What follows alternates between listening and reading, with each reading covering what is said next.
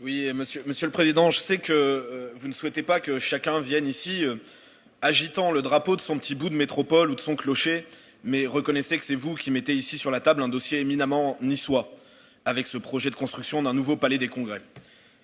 Mais vous avez raison, hein, au fond, ce projet concerne bien toute la métropole, non pas parce qu'il fera gagner de l'argent à toute la métropole, mais parce que toute la métropole le paiera.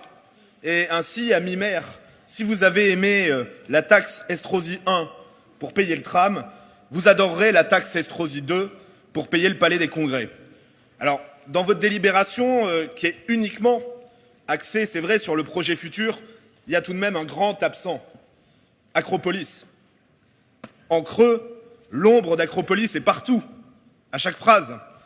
Car si vous voulez passer en force et en vitesse et lancer immédiatement les procédures pour cette nouvelle réalisation, c'est parce que vous voulez acter au plus vite la destruction d'Acropolis et, ne l'oublions pas, du Théâtre national de Nice. Après une reprise en régie coûteuse, et alors que vous-même, Monsieur le Président, en janvier dernier, il y a à peine 6 mois, vous mettiez en avant une augmentation de 32% du chiffre d'affaires d'Acropolis, cette annonce apparaissait déjà à l'époque particulièrement étonnante et même à quelques égards brutale. Aujourd'hui, elle apparaît même totalement déraisonnable. Rappelons tout de même que le palais Acropolis, c'est l'élément central de la politique d'attractivité événementielle de Nice. D'ailleurs, c'est depuis Acropolis que vous-même, vous avez lancé votre campagne et, c'est cocasse, pour y annoncer sa destruction. Si des rénovations, des améliorations sont à apporter, bien sûr, oui, 1000 autres solutions que la destruction existent. Et nous aurons l'occasion d'en proposer parce que je pense que ce dossier ne s'arrêtera pas à nos débats de ce jour. Ces travaux massifs, répétitifs, n'en finissent plus de traumatiser la ville. Les Niçois, et notamment les habitants du centre, aspirent désormais à un peu de tranquillité et à une cité apaisée. Il semble évident que ces nouveaux travaux rimeront aussi, oui, avec de nouveaux impôts, et que c'est encore la dette qui continuera de se creuser aussi pour la ville, pour la métropole, pour tous nos habitants. Au-delà de cet aspect, vous voyez, moi je ne peux pas souscrire à cette vision de notre ville qui consiste à retirer petit à petit toutes les activités économiques et même une grande partie des activités culturelles du cœur de ville, qui ne peut pas être, je suis désolé, mais qu'un lieu de promenade. Vous retirez toutes les activités du cœur de ville pour les projeter vers l'ouest. Mais dans le cas des congrès, dans le cas de l'événementiel, il me semble que vous passez à côté du sujet.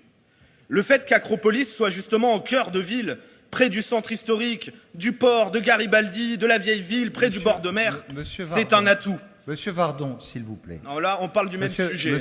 Non, mais monsieur Vardon. Bah, non. Monsieur Vardon, vous étiez dans mon bureau hier, on s'est précisé des choses. Oui, mais là, on parle du même sujet. Et on s'est dit qu'il n'y avait pas de débats municipaux. Non, quand vous parlez... Monsieur Vardon. Non, mais écoutez... Je suis désolé, je ne suis pas d'accord avec vous. Monsieur Vardon... Non, mais...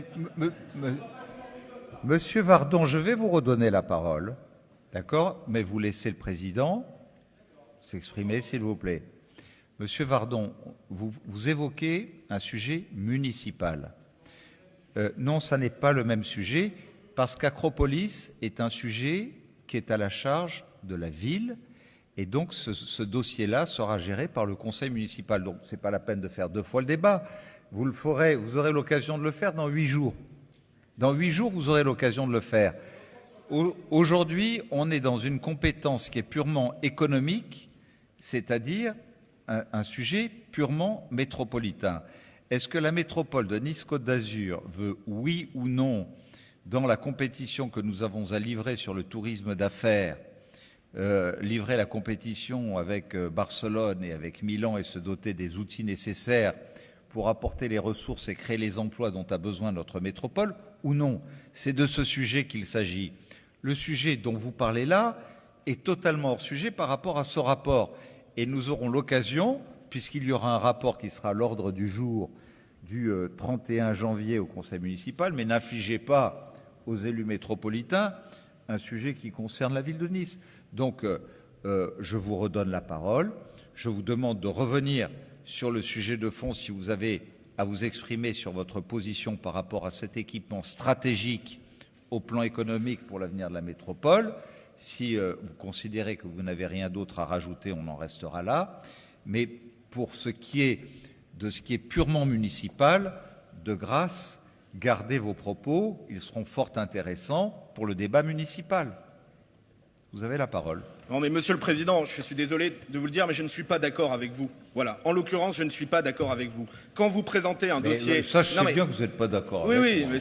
mais ça risque d'arriver quelquefois, en effet. Mais personne ne l'avait remarqué, mais... Quand vous présentez un dossier pour un nouveau palais des congrès, ne pas parler du palais des congrès existant, excusez-moi, ça me semble compliqué. Et il ne me semble pas totalement déplacé que l'ensemble des élus de la métropole, que vous appelez à voter ce projet, que vous appelez à le financer, soit aussi au courant des tenants et des aboutissants de celui que vous allez remplacer. Voilà, excusez-moi, mais là-dessus, on ne peut pas comme ça arriver à chaque conseil métropolitain. Et effectivement, nous en convenions, et j'en conviens très bien hier, mais là, excusez-moi, je ne crois pas être hors sujet, et on ne peut pas comme ça raboter chaque débat en disant « Ah non, attention, là c'est Nice, vous avez juste à vous exprimer sur les 3 pages qui sont là ». Non, parce que d'abord, ce palais des congrès, excusez-moi, sera à Nice. Il va venir remplacer un autre palais des congrès qui est à Nice, et c'est l'ensemble de notre conseil métropolitain que vous appelez à le voter. Je reprends, et je vous remercie. Je le disais, pourquoi ce palais des congrès ne me semble pas une bonne idée par rapport à l'autre palais des congrès, celui que vous voulez détruire et dont il ne faut plus prononcer le nom ici.